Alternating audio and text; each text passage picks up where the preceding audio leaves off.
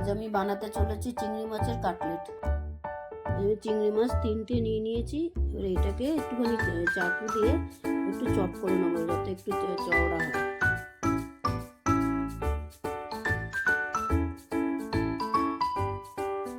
কড়া গরম হয়ে যাওয়ার পরে 3 চামচের মতন তেল ঢেলে নেব।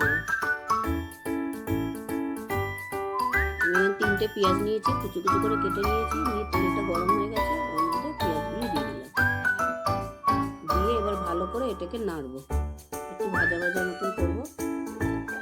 পেঁয়াজটা ভাজা হয়ে গেছে লাল লাল করে। এবার কাঁচা লঙ্কা, আদা আর রসুন ভালো করে বেটে ওর মধ্যে দিয়ে দিলাম। দিয়ে এটাকে একটু ভালো করে নাড়বো। এবার আলু সিদ্ধ করে রেখেছিলাম, ওটাকে হাত দিয়ে একটুখানি মেখে নিয়েছিলাম। নিয়ে এর মধ্যে দিলাম, পেঁয়াজের মধ্যে দিয়ে একটু হলুদ, একটু নুন আর একটু লাল লঙ্কা একটু কালারের জন্য দিয়ে এটাকে ভালো করে মিক্সড করে নেবো সবটা। একটু কর্নফ্লাওয়ার নিয়েছি, নিয়ে ব্যাটারটা তৈরি করে নিচ্ছি।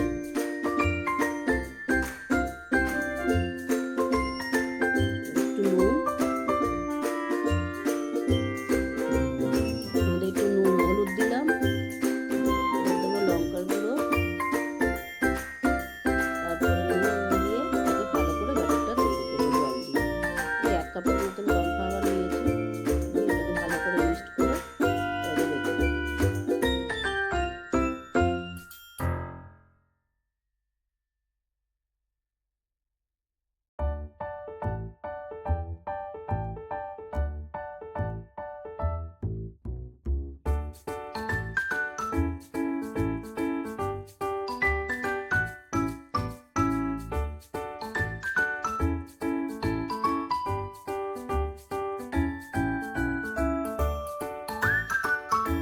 দুটো করে দেখাচ্ছে আপনাদের, দেখে নিন কীভাবে করেছি।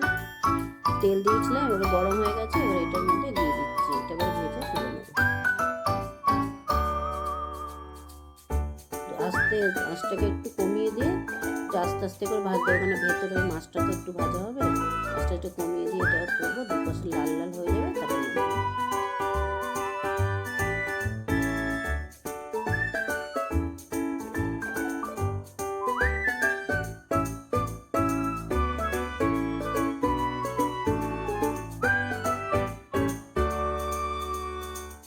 এটা ভাজা হয়ে গেছে। দেখুন কত সুন্দর দেখতে হয়েছে। যদি ভালো লেগে থাকে লাইক